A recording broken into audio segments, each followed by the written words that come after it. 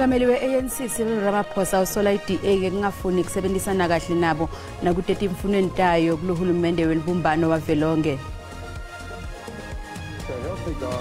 Umhlati wetepolitiki njengalati Bheki Mngomezulu ukhola ukuthi emacembu lafana ne-IFP kufanele angabuka kakhulu itikhundla kulohulumende welubumbano wavelonke.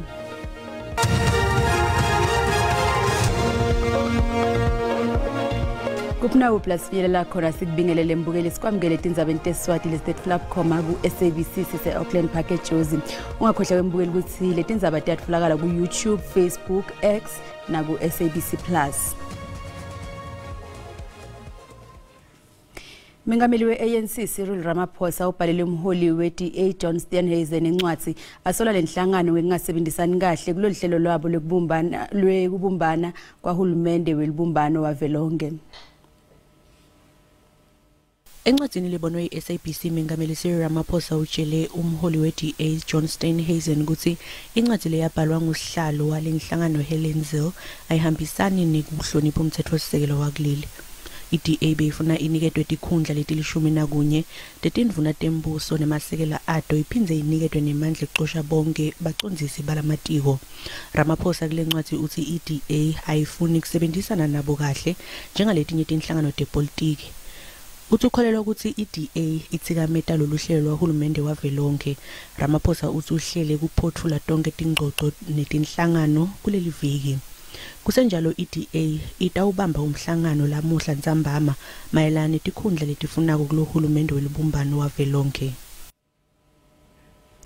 Iqembu le-IFP lingilelinye lemacembu etepolitiki langahlomula kulombuso welubumbano wavelonke njengoba lingcenye yemacembu lalishumi lavumile kuba ingcenye yalombuso ngemva kwelukhetfo lwamhlati nge-25 ngenyanga ngokhethi. Umhlati wetepolitiki njengalati Bheki Mngomezulu ukhola ukuthi emacembu lafana ne-IFP kufanele angabuki kakhulu tikhundla kunaloko abuke kuhlanganyela kulombuso welubumbano wavelonke nekucinisa emandla awo. Say, so help me God, all I do. Abaholi beqembu leNkatha Freedom Party bamemezela ngomhla ka-12 kuNhlangulana ukuthi leli qembu selikhetha ukuba ingxenye kahulumeni wobumbano kuzwelonke kafushane i-GNU. Echaza ngalesinqumo umongameli weNkatha uMnumzane uVelenkosini Hlabisa wathi kube intando yabantu ukuthi kungabe bikho qembu libusa lilodwa. Wathi abantu bakhethe ukuthi amaqembu asebenzisane. At a national level, the IFP has decided in forming part of a government of national unity. Ukufaka kwe-IFP kwi-GNU phakathi kokunye kusho ukuthi i-IFP ingase ibe nesikhundla kwi-cabinet kazwelonke. Kuzobe ngekhona ukuqala lokhu kwenzeka. Uhulumeni wobumbano kazwelonke wasungulwa wayengumongameli uNelson Mandela ngo-1994 ngenhloso yokuqinisekisa ukubandakanywa kwabantu ngesikhathi soguquko. I-IFP yathola izikhundla ezintathu zongqongqoshe. I-IFP yaphatha eminyangweni wezobuciko, amasiko, isayensi nobuchwepheshe. Wezokuhlukunyelisa wezimilo nowezasekhaya uphethe umsunguli we-IFP ongasekho inkosi uMangosuthu Buthelezi. Bahlanu abaholi be-IFP abangene kwi-cabinet kusukela ngo-1994 kuze kube u-1999. Njengamanje i-IFP yiqembu lesihlanu ngobukhulu ePhalamende likazwelonke ngesihlalo ezingu-17.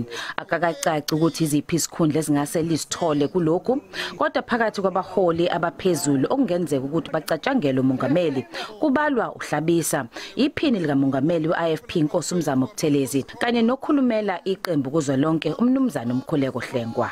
So ke ngaleyo ndlela kuyiqiniso ukuthi baningi abaholi be-IFP abangakwazi ukuthi babambe ikhundla zibambeke. Kodwa into ebalekile akuzona ikhundla ukuthi iqembu lisibeke phambili libone ukuthi lenza njani kusuka manje kuya ukhethweni olulandelayo. Isinyathelo se-IFP sokujoyina i-GNU sibonwa ngabathile njengesu leqembu lokuthi likhule kuzwelonke. Kuzoba kubona-ke ukuthi uma sebeyitholile lezo ikhundla bakwazi nokuyisebenzisela ekutheni bakhulise iqembu bese likwazi ukuthi libe khona nakwezinye ifundazwe. Ezingeni lesifundazwe i-IFP sihlomulile kwi-GNU njengoba manje isihola sifundazwe saKwaZulu-Natal isebenzisana ne-DA, ANC ne-NFP. Kundaba ze-SABC ngu-Ayanda Mhlongo Msethekwini. Sikubutile ke mbukeli ukuthi ingabe uthini umbono wakho ngetimfuno te-DA kulombuso welubumbano wavelonke. Yabona le ndlela bayifunako laba be-DA ayikho. ayikho nje impela iDA phela yona nyalo seyina ngathi kumbe ngiyo lethola amavote lamaningi kanti cha iDA ngiyo lepikiyo bayicelile nje ukuthi nethi asende nje emhlangano nje weGNU. Ngithi mina noma ngabe kuthiwa ifuna iDA ayinikezwe lokho ekufuna ukuze kuzokwazi ukuthi izwe liqhubeke elisebenze liye phambili. Mina msakaza ngiyibona inkinga kulokho okushiwo iDA ngoba uma ubuka vele leminyango eyifunayo yile ANC ehluleke yancama kuyo. Imfuno kwezeDA angiyiboni zinenkinga mina ngoba wangithi uhulumeni obambiswana iANC sina umongameli okuse Ramaphosa. Ngicabanga ukuthi ke ezinye ikhundla ebalekile kufanele inikwe bona oDA nama yamaqembu ababambisene nawo. iANC ingagwamandi zonke izikhundla ebalekile. iDA iyalapha inikile uhulumeni welibambiswano ihlanganele nalamanye emaphathi la ku-ANC ukuthi bafuna kusebenza ngekubambisana kodwa yona kwangathi sengiyo lenkulu lencilisela lamanye emaphathi. Ukhomba ukuthi lo hulumeni weGNU obekade bewuhlanganisa ibingekho enhlosweni zokuthi bazohlangana la ku-DA ibinenhloso zokuthi ifuna ukuzohlomula la kule ndaba yekhundla bekwazi ukutomula ikhundla ngendlela abafuna ngayo. Lona ke ngombono embukeli iSABC ngeke ethweswa kudiphendvulela ngawo.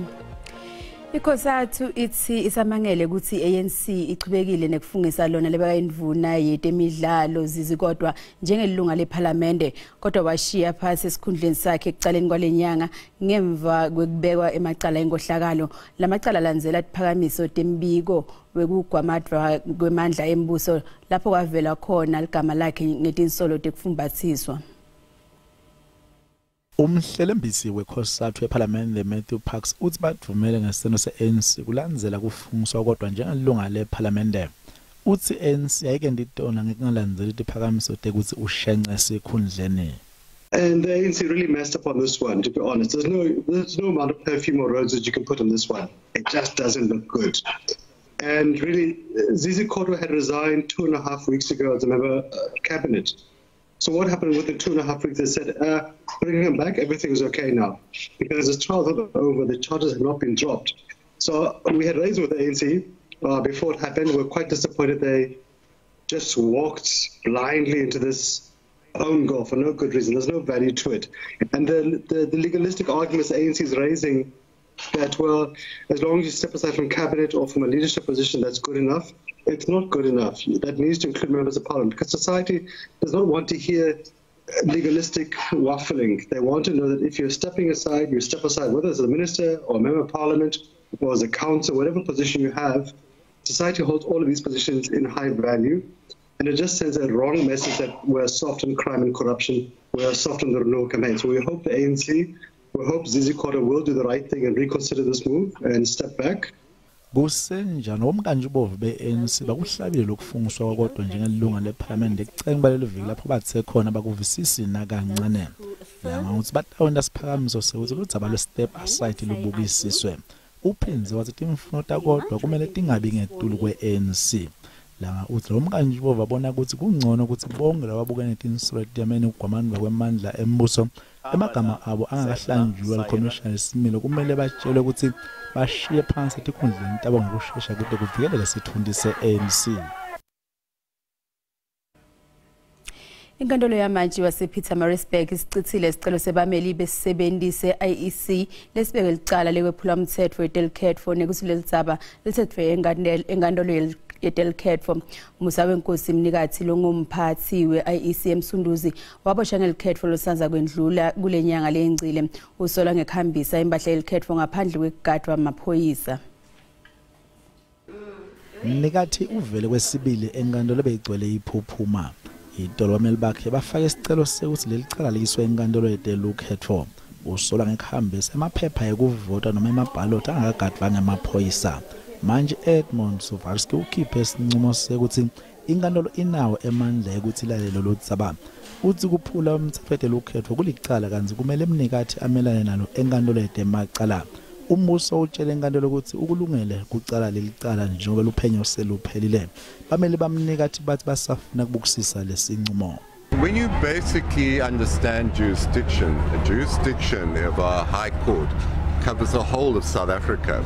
So basically, yes, we do understand that jurisdiction there.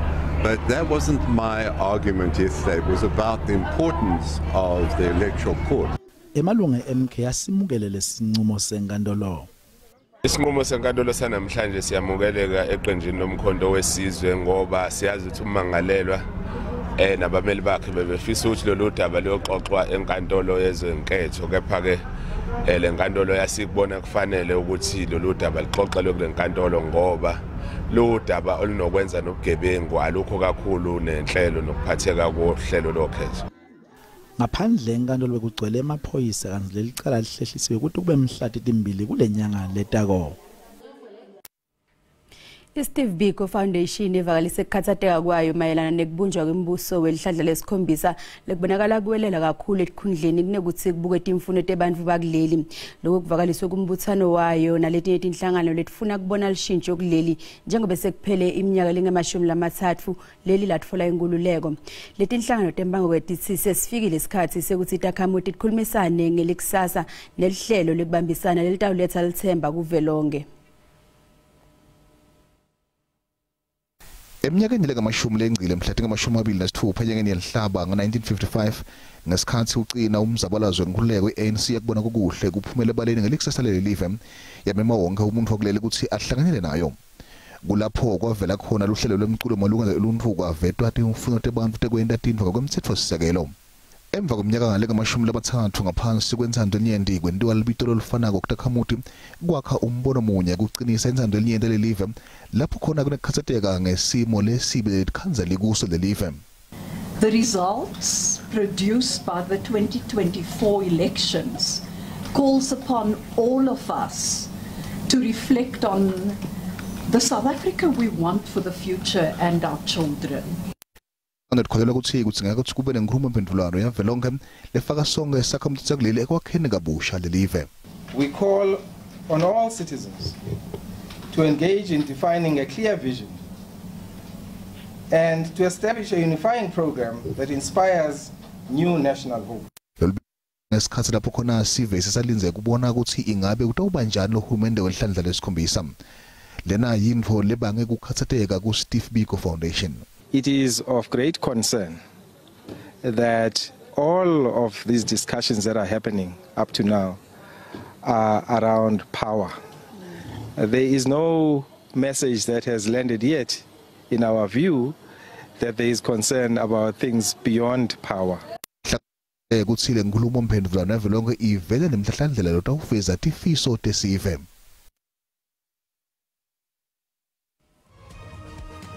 Kuletinye nasibuye titolo. Mengameli Cyril Ramaphosa uvakalise kuphumala kwakhe kulandzela kushona kwemasotsha lamabili akuleli.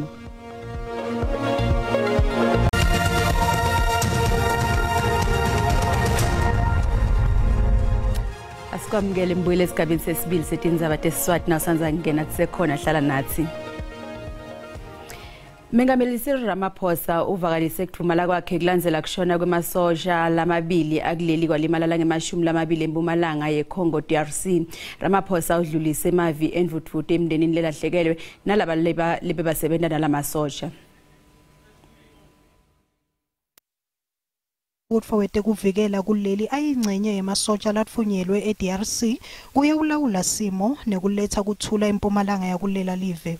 Mengameli Cyril Ramaphosa njengemkhuti wemasotsha wethembise imindeni yalamasotsha lalimele ukuthi uhulumende utawanakekela atfole nalo lonke lusito lakalidingako. President Ramaphosa offers his deep condolences to the families of the fallen troops as well as their commanders and colleagues. The President's thoughts are also with the SANDF members who are recovering from their injuries. Kucala emasotsha kuleli ashona kulela live. Ngenyanga yaBhimbidvwane kwashona lamabili kwalimala lamathathu ngemva kwekuhlaselwa. Hulumende wase-DRC usola iRwanda ngekusekela licembu lemavukela mbuso i-M23 ngepha yakuphika iRwanda logo. Sexwayise ke mbukeli ke ukuthi le mbiko lolandzelako ngahle ungehli kahle kulabanye laba babukeli labavelako.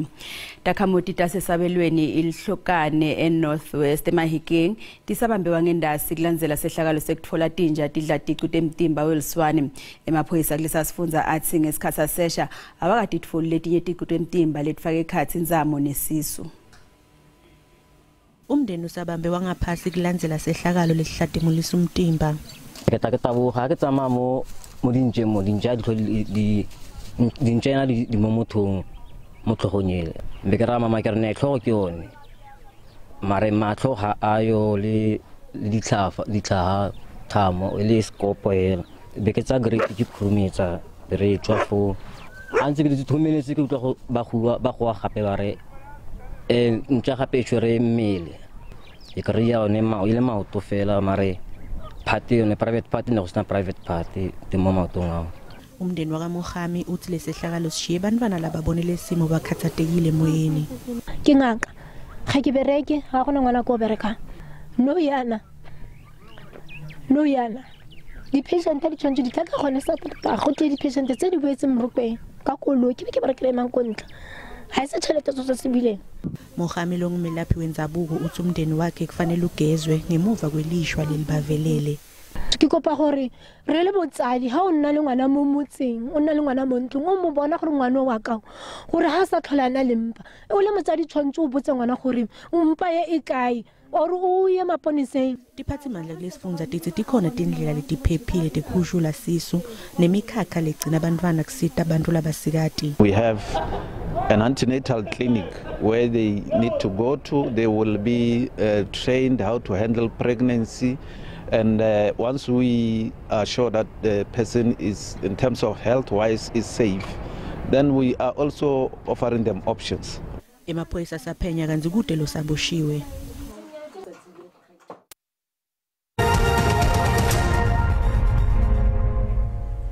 Kanzike imali ethethe imali sithola ukuthi irand lehlile nalicathaniswa netimali takulamanye emave.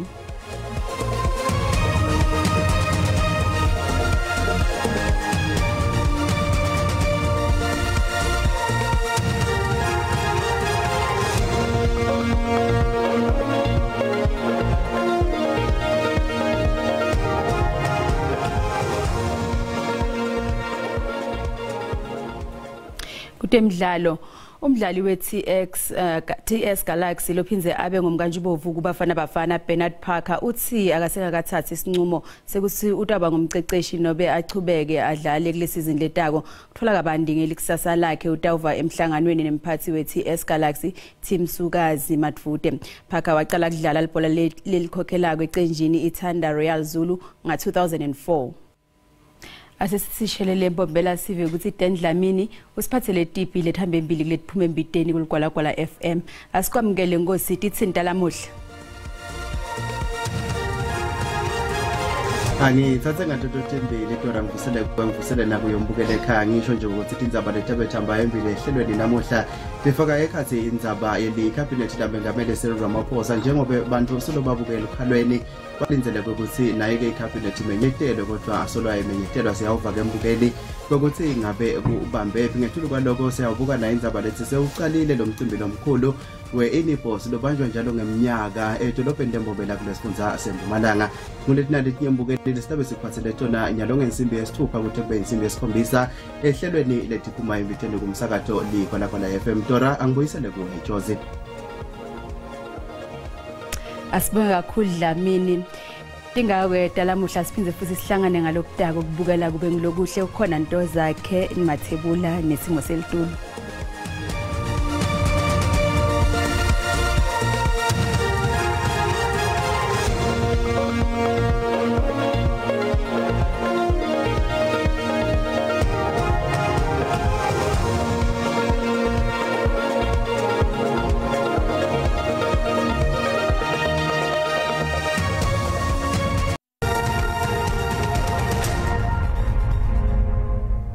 ngedela shona ngenda nzabatalo kanjalo ngedela shona ngenaso simo selitulo sibo kakhulu ke Dora Mabuza kanti ke masibuka sithombe sethu sihla namuhla akhombisa kuba mahle kakhulu ke mathuba emvula mawuya ke eMpumalanga live njengoba lapha kuyekela 30% ikakhulu kade ngaleke la esifundeni ke iLimpopo ngalo lomuhla kanti ke mawehla utake ngisholana live likhombisa ke kuvula kule dot inzawo leto kanti ke naselangeni lakusasa asakhombisa kuba khona ke mathuba emvula lapha kuyekela 30% kanti ke lita ukhombisa nekumbonya ngemafu kanti ke kusasa ekseni ntobe kunengungu lekhombisa ke kukhasa phasi ikakhulu kade esifundeni lesibalwa ke la sifundza ke la eKwaZulu Natal ngalo lomuhla kanti ke uma wehla ke yonsholana Kapa ngahle ke kuqubuke umlilo emadlelweni latsite ngenxa yekushisa lokuba khona ngaleke la esifundeni kakhulu kade insholana Kapa ngalo lomuhla kanti ke uma sichubeka sikubukela ke la emazweni ekushisa ukuthi ngabe ke eminjani ikakhulu kade elangeni lakusasa masibuka ke la sifundza eGauteng elikhombisa ke kubalela njengoba lapha ePretoria lihleli lapha kuye ke la 20 lipholile leto nzawo leto mabuka ngalo Bronkhorstspruit Springs hleli lapha kuye ke la 19 ngalo lomuhla lokusho ukuthi lipholile kuleto inzawo leto kanti ke uma ke siya esifundeni iLimpopo ngalo lomuhla mawukhuphuka yeMpumalanga nesifundza lingahle ke lithele ke imvula kuleto nzawo leto kanti ke likhombisa ke kuphola kulesi sifundza mabuka boliphalale kubuthabazimbi bobilabila hleli lapha kuye ke la 22 kanti ke mabuka ePhalabulwa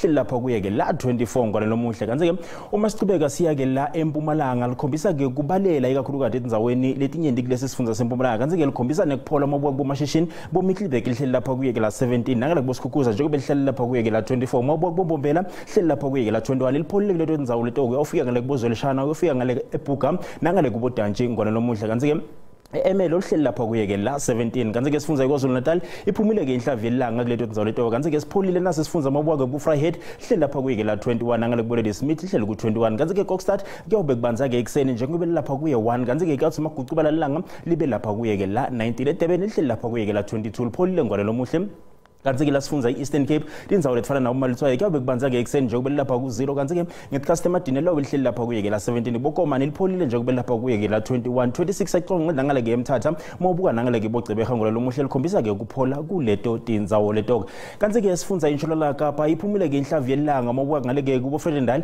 kuyashisa kuleto tindzawo leto njengoba lapha kuye ke la 30 boGlen Williams lihleli ku 29 lifuthumele kuleto tindzawo leto mawubuka boMossel Bay lihleli lapha kuye ke la 26 lokusho ukuthi lipholile kuleto tindzawo leto nangale bo Beaufort West njengoba lapha kuye ke la 23 kanti ke ekseni lobe lapha kuye ke la 7 kanti ke la sifundza iNorthern Cape mabuka ndzawo letfana nabo Sutherland liyakubuta lithi unangakhi tingubo njengoba liku -2 kuyabe kubanza kuleto ndzawo leto ke kanti ke Customer Dinner lobe lapha kuye ke la 20 lokusho ukuthi lipholile kuleto ndzawo leto ke nangale boKimberley hleli lapha kuye ke la 20 mabuka bodi hleli lapha kuye ke la 18 Uppington kwalomuhle hleli lapha kuye ke la 22 lokusho ukuthi lipholile kuleto tindzawo leto kanti ke sifundza ke la iFree State mabuka eBothaville kwalomuhle likhombisa ke kuphola njengoba lapha kuye ke la 21 eVelkom hleli lapha kuye ke la 20 kanti ke iNorthwest kwalomuhle mabuka ndzawo lefana nabo Ottosdal boMahikeng likhombisa ke kuphola kuleto tindzawo leto angisho kini ukuthi kungako bengiliphathele kona busuku abube ngilobuhle